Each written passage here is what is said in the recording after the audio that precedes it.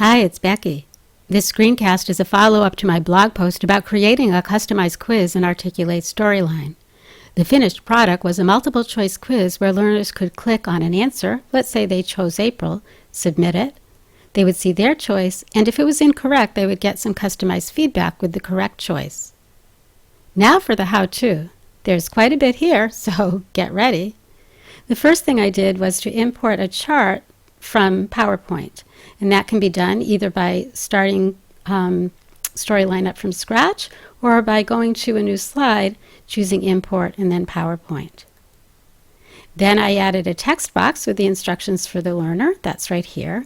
And I started adding the option buttons. And that's done, here's one of them, by going to the Insert menu, choosing Button, and then choosing what Articulate calls radio buttons.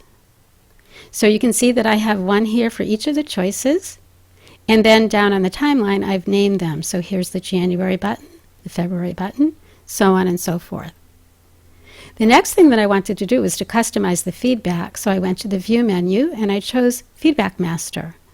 And when we get in here, you can see that there are actually two masters here. But initially, you would start out with one, and then what I did was to right-click on that one and choose Duplicate Slide Master, and then right-click on it again and choose Preserve Master. That way I have the original here, and I have this second one, the custom one, that I can customize in the way that I want. All I did was to take this main box and also the horizontal line and move them off stage. I knew they were going to be in my way, so I moved them off stage, and then I closed the master view. The next thing was to convert all of this into a quiz by going to the Insert menu and choosing Convert to Freeform. Yours would say Convert, mine says Remove because I've already done it.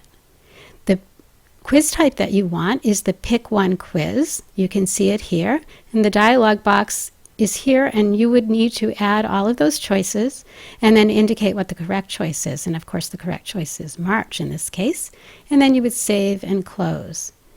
Now is the important part, which is doing all of the customization. So you would need to go to those correct and incorrect layers, and in both of those layers you would want to right-click and choose that custom layout that you just made. So the custom design, here it would be the correct feedback, and of course you would do the same on the incorrect feedback.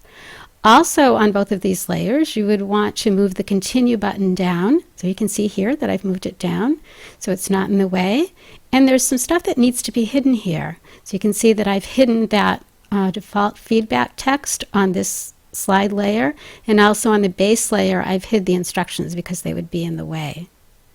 Also, I've added a text box here with confirmation of the correct answer and a radio button that I created. It's a customized radio button that I created with some shapes that I have coming in, and I actually have it animating in.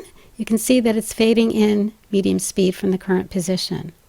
The incorrect layer is a little more complicated because there are actually 5 incorrect choices that the user might make here. So I created text boxes for all of them and set their initial state to hidden. And then we had to add triggers so Storyline knows when to show each of these. So for example, if I demonstrate with the January trigger, the instructions to Storyline are to change the state of that box to normal when the timeline starts on the incorrect layer if the January radio button is selected. So if the learner makes that incorrect choice. So we need to do a trigger for each of those. Then I also added the correct answer. And I do want you to notice on the timeline, I have it coming in at about 1 1/4 seconds. And also I have that fake radio button that I created coming in at the same time. And I have it growing in slowly here for the animation.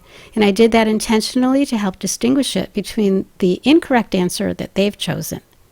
Also, I have the Continue button coming in a little bit later here. It's coming in at 3 seconds, and that's so they have time to see the correct answer. So there really is a lot to do here. You might want to go back and play this again, or you can go out and look at my post again, my blog post. Here's the address. I've placed it up here for you. Good luck with it. It's really nice to customize quizzes in Articulate Storyline.